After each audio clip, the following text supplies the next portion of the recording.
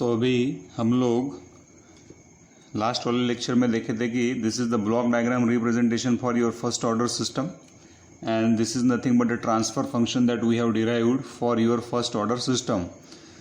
तो अभी हम लोगों ने देखे थे कि अभी हम लोगों को क्या करना है, स्टेडी स्टेट एनालिसिस करना है हम लोगों को, और उसके लिए आप लोग क्या करोगे, डिफरेंट इनपुट लोगे और वहाँ पे अप्लाई करोगे। तो स्टैंडर्ड टेस्ट इनपुट सिग्नल हम लोग 4 देखे थे, तो अभी अलग अलग इनपुट आप लोग अप्लाई करके देखोगे फर्स्ट ऑर्डर सिस्टम को, और क्या सिस्टम का बिहेवियर रहता है, उसका स्टेडी स्टेट किस तरह से एनालिसिस हम लोग करने वाले हैं, वो अभी हम लोगों को यहाँ पे देखना है।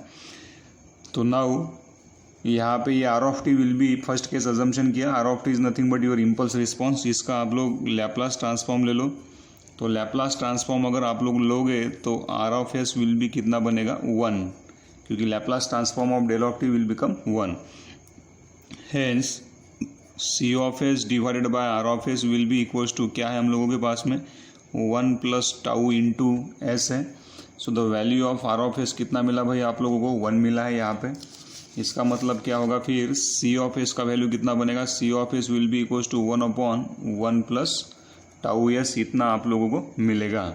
Now your goal is to find out the value of C of T, that is nothing but the response provided by your first order system. तो सी ऑफ टी का वैल्यू आप लोगों को निकालना है। सी ऑफ टी के लिए क्या करना पड़ेगा, यहाँ से थोड़ा एडजस्टमेंट करना पड़ेगा। सो 1/टाउ को ले लो बाहर, तो यहाँ पे आएगा एस प्लस 1/टाउ, कुछ इस तरह से ये इक्वेशन बनेगा। देन यहाँ से इन्वर्स लैप्लास ट्रांसफॉर्म अगर आप लोग लिए, इन्वर्स लैप्लास ट्रांसफॉर्म अगर हम लोगों ने लिया यहाँ पे, तो देन क्या बनेगा, C of T will be equals to 1/टाउ E to the power minus 1/टाउ into T. So this is the response we are getting. ये रिस्पॉन्स आप लोगों को मिल रहा है कब, जब आपने फर्स्ट ऑर्डर सिस्टम को क्या अप्लाई किया, input del of t apply किया तब। अब देखो यहाँ पे इसको मैं डायग्रामेटिकली भी ड्रॉ कर सकता हूँ। So this is nothing but the t, this is your C of T. तो ये कुछ आप लोगों को e to the power minus के टर्म में कुछ भी रहा तो वो एक्सपोनेंशियल डीके सिग्नल हम लोगों का रहता है। तो ये कुछ इस तरह से रिस्पॉन्स आप लोगों को मिलेगा। अगर मैं यहाँ पे स्टेडी स्टेट एरर का एनालिसिस करूँ तो यहाँ पे लिख रहा हूँ मैं, स्टेडी स्टेट एरर का अगर एनालिसिस आप लोग करोगे, स्टेडी स्टेट एरर का एनालिसिस किस तरह से करोगे, फिर ई ऑफ एस, अगर मैं यहाँ पे लिखूँ कि स्टेडी स्टेट एरर का analysis E S S will be equals to क्या रहेगा, limit T tends to infinity, limit T tends to infinity क्या रहता है, ई ऑफ टी। हम लोगों ने यहाँ पे पिछला वाला जो वीडियो देखा था उसमें डिराइव किया था E of S. This is nothing but your E of S.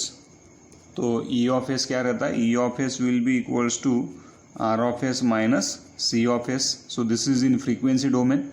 So E of T will be equals to क्या रहेगा, R of T minus C of T रहेगा। तो ये ई ऑफ टी का वैल्यू यहाँ पे पुटअप करो। Hence E S S will be equals to limit T tends to infinity, यहाँ पे आएगा R of T minus C of T. ये इक्वेशन आप लोगों को ई एस एस का यहाँ पे मिल रहा है। अब मैं यहाँ पे बहुत ही इंपॉर्टेंट 2 कंक्लूजन ड्रॉ कर रहा हूँ, और एक क्वेश्चन बहुत बार आप लोगों को ओरल में पूछेगा, है ना। क्वेश्चन ये आप लोगों को पूछेगा कि why we are not considering, why we are not considering, why we are not considering del of t as a input for steady state analysis। Steady state error analysis जब भी आप लोग करते हो तब del of T as a input क्यों नहीं consider करते हो। तो जो फर्स्ट ऑर्डर सिस्टम रहेगा उसके 2 केसेस बहुत ही इंपॉर्टेंट रहेंगे।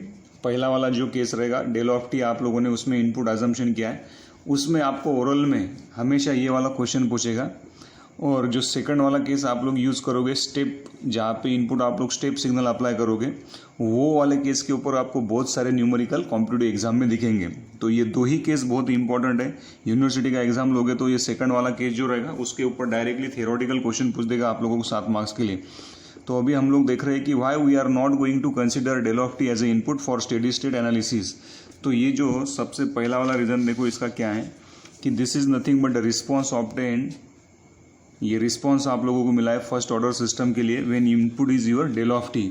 तो ये जो इनपुट ये जो रिस्पॉन्स आप लोगों को मिला है, इसमें अगर मैं C of T as a T tends to infinity लूँ, सी ऑफ टी का value as a T tends to infinity, मतलब क्या होगा फिर 1/τ E to the power minus 1/τ into infinity, है ना। टी का वैल्यू इन्फिनिटी पुटअप करना है, तो E to the power minus infinity कितना होता है हमेशा 0।